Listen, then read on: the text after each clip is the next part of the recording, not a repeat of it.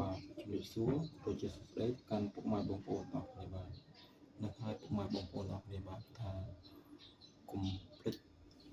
បើសិនជាពុកម៉ែបងប្អូនអរគ្នាអត់ចង់លក់ដីណាចង់លក់ផ្ទះឲ្យឆាប់ដាច់ណាពុកម៉ែបងប្អូនអរគ្នាកុំភ្លេចទំនាក់ទំនងមកខាងក្រុមហ៊ុនរបស់យើងខ្ញុំគឺក្រុមហ៊ុនអាចចរដាក់ទ្រព្យខេសពុកម៉ែបងប្អូនអរគ្នាត្រូវតែជឿជាក់ទុកចិត្តទៅលើក្រុមហ៊ុនរបស់យើងខ្ញុំដោយសារតែខាងក្រុមហ៊ុនរបស់យើងខ្ញុំគឺថាលក់ដាច់ខ្លាំងមែនទែនពុកម៉ែបងប្អូនអរគ្នា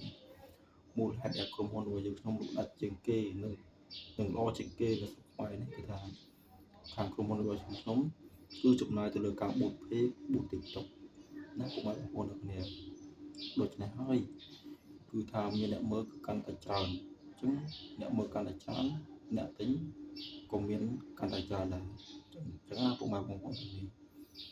បើសិនជាពុកម៉ែបងប្អូនចង់លក់ដីណាចង់លក់ផ្ទះឲ្យឆាប់ដាច់កុំភ្លេចដាក់ក្នុងខាងក្រុមហ៊ុនរបស់យើងខ្ញុំគឺក្រុមហ៊ុនអាចតឡងទ្របគឺ01ដែលមានលេខទូរស័ព្ទ086 356081លេខដែលមាន Telegram តតាមម្ដងបាទជាចុងក្រោយសូមអរគុណសូមជម្រាបលាបាទ